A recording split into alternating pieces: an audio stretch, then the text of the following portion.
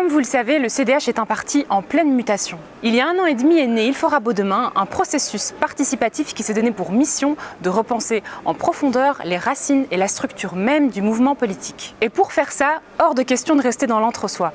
Au contraire, au cours des derniers mois, Il fera beau demain n'a cessé de venir à votre rencontre, que vous soyez sympathisant ou non. À la mi-septembre vient de se tenir le grand congrès qui lance la dernière ligne droite d'Il fera beau demain. 4 mois pour retourner vous voir, chez vous ou lors de débats, avant de passer la main à ce qui deviendra un mouvement politique tout neuf. Voici quelques extraits de ce qui s'est passé lors de ce congrès qui se tenait au Louvexpo à la Louvière.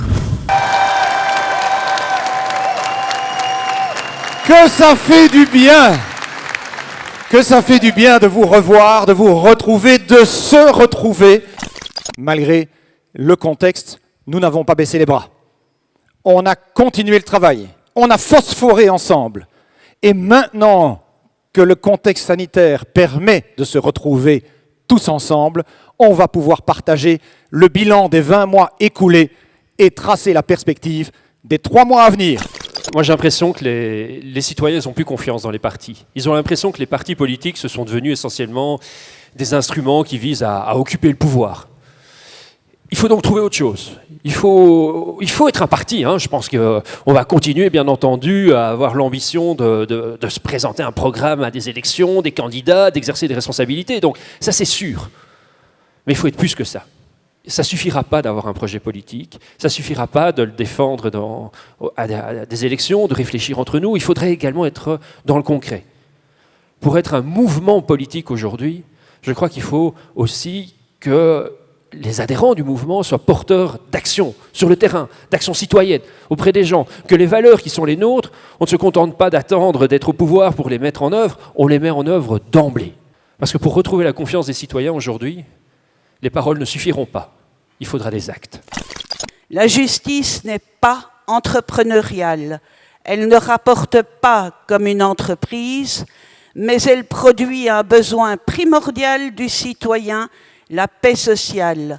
L'État, avec un grand E, celui que nous composons, il est aussi la conséquence des votes que nous posons. Et nos votes, on les pose de façon consciente quand on est sensibilisé, quand on a déconstruit et conscientisé des thématiques. Et donc, notre objectif, il n'est pas d'avoir dans 2 ans 20 000 citoyens hébergeurs, il est d'avoir des milliers de citoyens, concitoyennes qui ont rencontré à un moment donné une personne qui a dépassé ce point-là, qui l'a conscientisé et qui ensuite fait un choix éclairé, politique, le jour des élections. Et puis on se retrouve avec des partis avec qui on peut discuter et construire des solutions plus complètes. C'est le monde à l'envers. Parce qu'il faut savoir que notre jeunesse a hérité de ce monde. Il faut savoir que le CO2 ou les émissions de gaz à effet de serre additionnelles stockées dans l'atmosphère aujourd'hui sont présentes depuis la période pré-industrielle et ont augmenté durant le XXe siècle. Et la plupart des jeunes qui ont marché dans les rues sont nés au XXIe siècle. Alors, il faut peut-être se re-questionner, s'imaginer que moi je suis née dans ces rues bétonnées, je suis née face à la publicité qui m'attaque et qui me propose de surconsommer, et j'essaye de faire face à ça, mais dans ce monde, il est presque impossible aujourd'hui de vivre en cohérence avec le message que j'essaie de mettre en avant tous les jours. Merci pour ce message. Lorsque Maxime Prévost a repris la présidence du CDH, il l'avait annoncé, les choses devaient changer. Après de longues années dans l'exercice du pouvoir, le parti devait se repenser en profondeur, sans tabou ni interdit. Pari risqué mais indispensable pour relever les défis politiques qui nous attendent. Dans quelques mois, Il fera beau demain aura vécu et le CDH disparaîtra pour donner le relais à un parti réinventé. Je vous propose d'écouter quelques extraits du discours de Maxime Prévost, président du CDH. Discours qu'il a tenu sur cette scène, là, juste derrière moi, devant des centaines de participants au mouvement positif Il fera beau demain. Ces derniers mois, malgré la crise sanitaire, nous ne sommes pas restés à quai. Nous avons embarqué dans le train digital. D'ailleurs, nous avons pu nous réjouir de l'extraordinaire mobilisation autour d'Il fera beau demain sur le web, générant, notez-le bien, 2 fois plus d'intérêt que la page du CDH. 23 000 followers, c'est la preuve qu'il existe donc plus que jamais une aspiration citoyenne profonde à co-construire quelque chose de neuf, quelque chose de vrai, quelque chose à nouveau de motivant. Une volonté de créer une dynamique hors des sentiers maintes fois labourés par les différents partis politiques qui incarnent actuellement davantage un passé qu'ils n'inspirent un avenir. Pendant cette mobilisation, nous avons ressenti une certaine impatience. Je sais que l'attente est grande et je vais vous le dire, ça me plaît. Non pas par sadisme, rassurez-vous, l'idée n'est pas de pratiquer le supplice chinois jusqu'à la date de février prochain. Ça me plaît parce que cette impatience, c'est tout l'opposé de l'indifférence. Et quoi de plus motivant pour poursuivre notre élan? Mais je ne cherche pas à changer pour le plaisir de changer, ni à opérer une rupture sauvage. Je cherche à ce que nous puissions faire évoluer le CDH vers un mouvement plus en phase avec les aspirations de notre temps, plus volontariste face aux défis des décennies à venir et plus moderne et inclusif dans la manière de faire de la politique. Je ne renie rien du passé, mais je ne me sens pas tenu par celui-ci. Je suis fier de ce que nous avons pu être et faire, mais je formule l'espoir que l'on puisse faire encore mieux et être plus volontariste.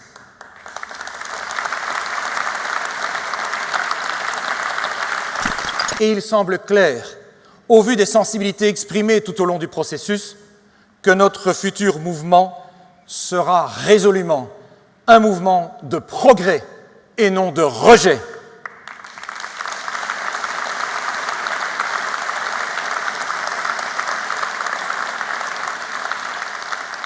Nous devons vaincre toutes les réserves des conservateurs en la matière, car ce n'est pas tellement de l'avenir de la planète dont il est question, même si nos comportements altèrent inexorablement la bonne marche de notre Terre. Mais c'est en réalité de l'avenir de notre espèce humaine dont il est question. Si nous ne voulons pas être la prochaine à disparaître de la surface du globe, alors il est temps, grand temps, que nous ayons un sursaut collectif. Il y a urgence. La cause climatique, environnementale et donc aussi énergétique doit concerner chaque conscience. Demain, les veines de notre futur mouvement devront être irriguées par ce combat climatique et celui de la biodiversité, comme une évidence, un enjeu de combat commun, transpartisan, et certainement pas un objet de chantage ou de négociation politique. La planète ne se négocie plus.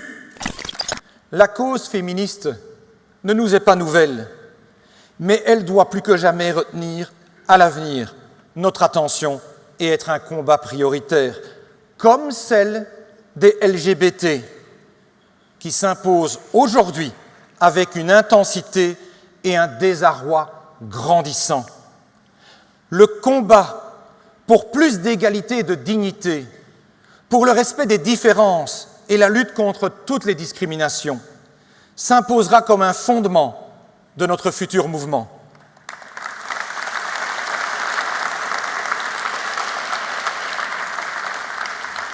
Il n'est pas normal qu'il ait fallu une succession de scandales sexuels aux quatre coins du globe pour que les femmes puissent faire valoir leurs droits, dont le plus élémentaire, celui d'être respectées dans leur intégrité physique et morale. Et il est inacceptable qu'en Europe, pensons ne fût-ce qu'à la Hongrie, comme ailleurs, des gouvernements aient sans pudeur une politique méprisante, stigmatisante, voire humiliante à l'égard des communautés homosexuelles, transgenres ou autres sensibilités. Plus rien dans nos décisions futures ne doit ne fût-ce que donner le sentiment que les droits de tous ces citoyens pourraient être limités par quelconque approche politique, religieuse ou philosophique, ni en héritage à la tradition judéo-chrétienne d'hier, ni en écho aux mouvances islamistes radicales d'aujourd'hui. le droit des femmes est inaliénable et celui des genres aussi.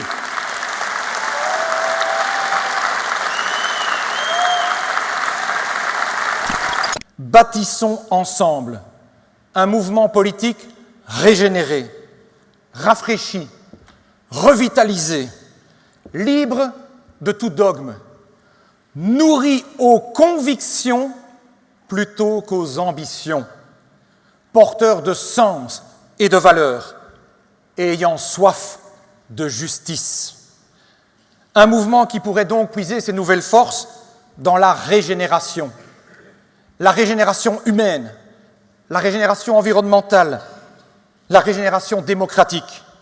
Un mouvement qui cherche et qui soit libre et juste. Libre de rechercher le bien commun, plutôt que d'exciter des clientèles électorales historiques. Libre sur l'échiquier politique, comme centriste revendiqué et assumé, car désireux de trouver des solutions plutôt que de créer des tensions. Libre de quelconque courant de pensée, religieux ou philosophique, perméable à toutes les sensibilités, mais pas permissif sur les questions des droits humains.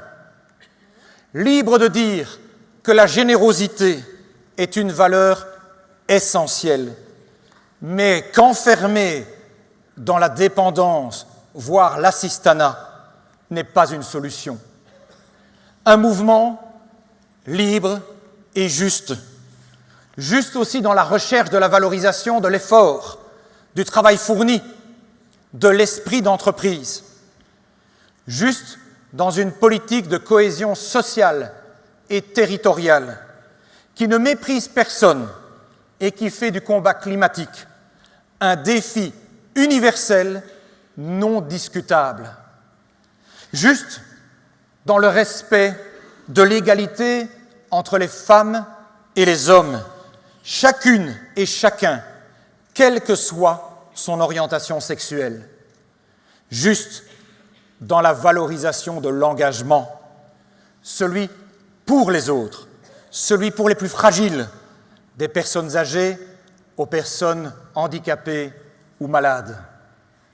Juste au sens de la quête de justice, grâce, entre autres, à un combat sans concession contre la grande fraude fiscale et sociale, qui est un cancer démocratique faisant porter sur les épaules les moins larges, sur la classe moyenne, et les entrepreneurs honnêtes, un poids financier démentiel.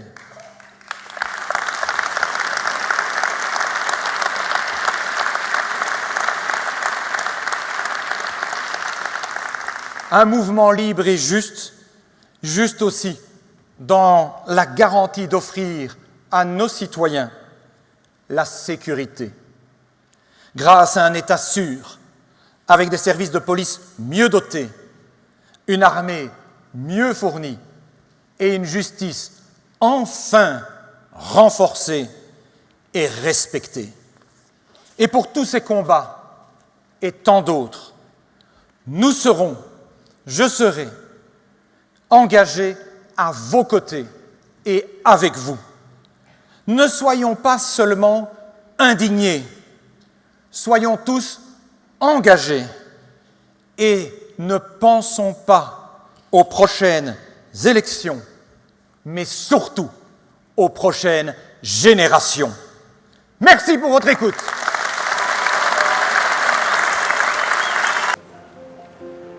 Je suis Mounir. Je suis Magali. Je suis Yancy. Anne-Sophie. Mohamed. Laura. Gérard. Caroline. Je suis volontaire. Je suis déterminée. Je suis entreprenante. Un boulimique de travail. Je suis pleine d'espoir. Imparfait. Fatiguée mais combative. Je déplace des montagnes. Je suis drôle. Et aujourd'hui, je m'engage. Pour les enjeux qui sont passés au second plan. Pour revaloriser le travail. Pour le climat. Pour plus de justice fiscale. Pour l'égalité. Pour la culture. Je m'engage. Parce que l'indignation, ça ne suffit pas. Je m'engage. Pour ces enjeux que nous devons anticiper. pour éviter qu'il ne tourne en crise. Je m'engage auprès de ceux qui souffrent. Des victimes de la crise. Auprès des sinistrés, des inondations. Du secteur de la santé et des infirmiers. Des enseignants. Des restaurateurs. Je m'engage Je m'engage pour la fraternité et la sororité. pour la liberté. Pour la justice. Pour la démocratie. Je m'engage pour peser sur le cours de l'histoire. Et ne pas attendre de la subir. Je m'engage. Parce que l'indifférence n'est pas une solution. Parce que le repli sur soi, c'est le problème. Nous nous engageons. À remettre du positif. Nous nous engageons à garder confiance, À agir pour mériter votre confiance. à aller à l'essentiel. À vouloir du mieux avant du plus. Nous nous engageons à nous battre pour une vie meilleure. Il fera beau demain. Il fera beau demain. Il fera beau demain. Nous, dans le mouvement positif Il fera beau demain, Là où d'autres divisent, nous nous rassemblons. Là où d'autres pleurent le monde d'avant, Nous réfléchissons à un mode de vie plus juste et plus résilient. Là où la crise a montré les limites du système, nous proposons un nouvel horizon. Là où les vieilles recettes sont périmées, nous cherchons les nouvelles solutions. Là où certains ne voient pas plus loin que la dernière crise, nous anticipons la prochaine. Là où les gens ont perdu confiance en la démocratie, nous faisons de la politique autrement. face au populisme et à la démagogie, nous voulons parler vrai.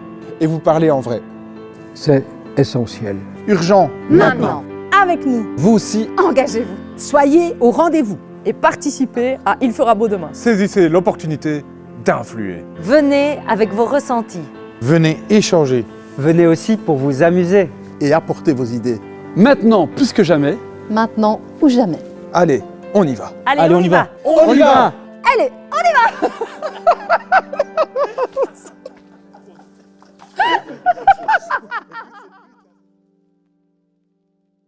Voir débarquer la plus grande pandémie que le monde a connue depuis des siècles, 2 mois après le lancement d'un mouvement participatif, ce n'était pas le meilleur des signes espérés par les citoyens qui ont fait vivre Il fera beau demain. Mais au cours de ces mois de confinement, ils ont fait preuve de résilience et de créativité pour imaginer de nouvelles façons d'entrer en contact avec vous. Pour conclure cette émission, retour sur 18 mois d'un processus d'intelligence collective, de démocratie délibérative et de pensée constructive.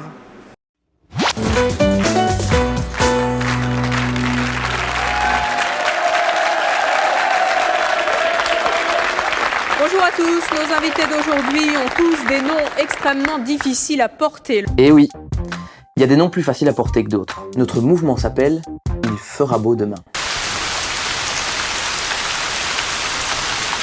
Mais pourquoi il fera beau demain? Il est devenu essentiel que la grisaille des esprits soit dissipée, que les éclaircies se refassent un chemin. C'est chouette comme métaphore, non? C'est pas une métaphore, c'est une périphrase. Oh, fais pas chier. Ça, c'est une métaphore. Notre plan était simple. Nous avons un an pour débattre ensemble de ce que vivre mieux peut signifier concrètement. Un plan que nous avons suivi à la lettre. Nous avons un an. J'adore quand un plan se déroule sans accroc. Nous avions aussi une méthode. Notre société est à réinventer. Soyons porteurs de cet élan. Proposons un discours positif. Une méthode rapidement devenue un véritable mantra. Je vais bien, tout va bien, je suis gai, tout me plaît. Je ne vois pas pourquoi ça n'irait pas. Une ambition, un plan, une méthode, tout ça nous donne un objectif très clair derrière lequel nous pouvions tous nous rassembler. Pour qu'à tout moment, demain, il fasse beau pour chacun et que le soleil résolument brille pour tous. Je vous remercie.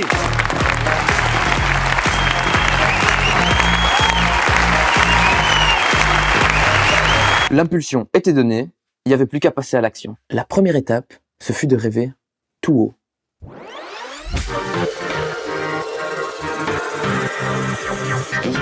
On va s'autoriser ce soir à être de doux rêveurs entre nous.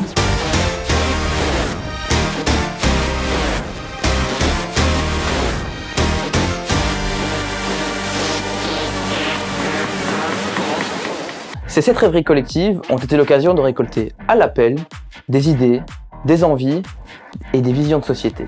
Mais aussi une chance pour accumuler de l'enthousiasme. C'était une très bonne surprise parce que je ne m'attendais pas du tout à ce que ça soit aussi participatif. Pour confirmer notre démarche d'ouverture. Tout le monde avait son temps de parole, tout le monde était écouté, on a pris note de toutes les idées qui ont été dites. Pour valider nos convictions. Il y a un moment, soit on subit les règles, soit on les change. Pour afficher notre audace. Faire confiance à la politique et faire confiance aux citoyens aussi. Et pour clamer notre pari. Et faire un bon demain, oui. Derrière les nuages, il y a le soleil toujours. Ouais, c'est pas faux.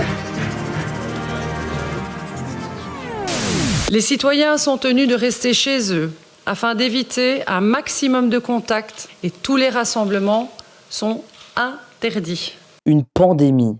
D'accord. Un confinement. D'accord. Tous contacts sociaux interdits. D'accord.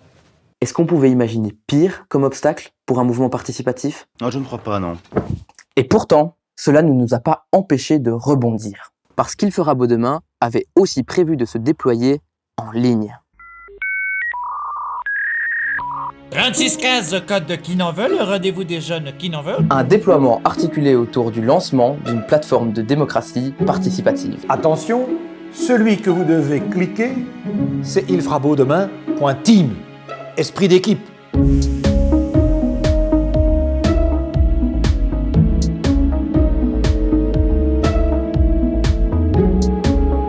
Cette plateforme nous a permis de récolter toute votre créativité, et ça avec un objectif très clair, nourrir une nouvelle approche de la politique. Alors ça, c'est très tordu, mais bougrement intelligent. Et vous avez choisi de jouer le jeu. 2000 propositions politiques, 5000 argumentaires et 25 000 votes en quelques mois seulement. Ça dépasse tout ce que j'ai pu imaginer. Mais notre démarche d'ouverture allait plus loin encore.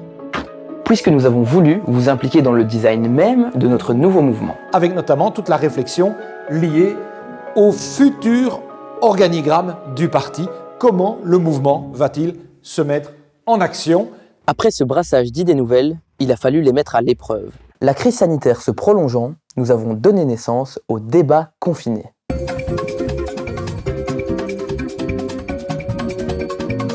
Bienvenue, bonjour à toutes, bonjour à tous. Nous sommes au début du 3e débat confiné du mouvement positif, Il fera beau demain. Bonjour à toutes, bonjour à tous, bienvenue au 5e débat confiné d'Il fera beau demain. Bonjour à toutes, bonjour à tous, bienvenue pour ce 10e live des débats confinés. Aujourd'hui, nous approfondissons une proposition qui a été déposée par un de nos contributeurs les plus actifs sur cette plateforme.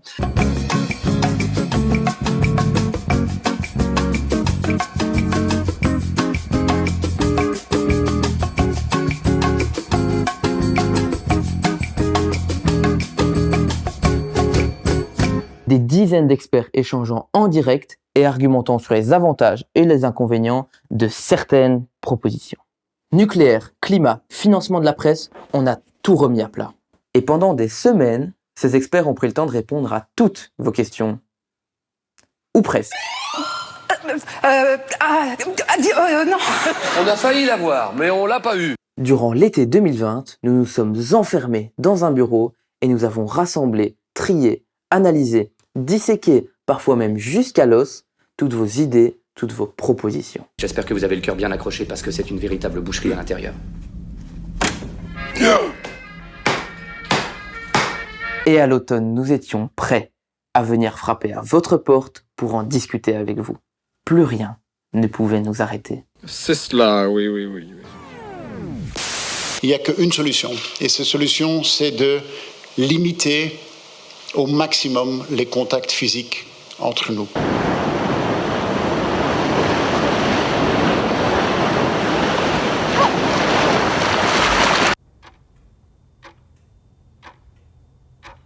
Alors ça, c'est injuste. C'est vraiment trop injuste. Mais la consternation n'a pas duré longtemps. Très vite, les citoyens qui font vivre Il fera beau demain se sont ressaisis. Et ils ont relancé une série de processus d'intelligence collective autour de questions clés qui formeront le squelette idéologique du futur mouvement. Le revenu de base, c'est la clé de la liberté individuelle de chacun et de chacune. Au réseau wallon de lutte contre la pauvreté, en l'état actuel, on est contre une taxe carbone. Taxer les robots, c'est l'opposé de ce qu'il faut faire. Allonger et rendre obligatoire le congé de paternité, c'est une revendication très importante. Et aujourd'hui, ce travail collaboratif se poursuit autour d'une quarantaine de matchs qui sont autant de propositions à trancher. Malgré la crise, Il fera beau demain a le vent en poupe. Parce qu'il fera beau demain respire l'air du temps. Parce qu'il fera beau demain, c'est toi, plus moi, plus eux, plus tous ceux qui le veulent. Aujourd'hui, le mouvement est mûr pour une nouvelle étape. Et encore une fois, pour grandir, il a besoin de vous. Êtes-vous prêt à vous impliquer encore une fois? Êtes-vous prêt à faire changer les choses? Êtes-vous prêt à transformer ce mouvement positif en un acteur majeur de la politique belge, un acteur de changement?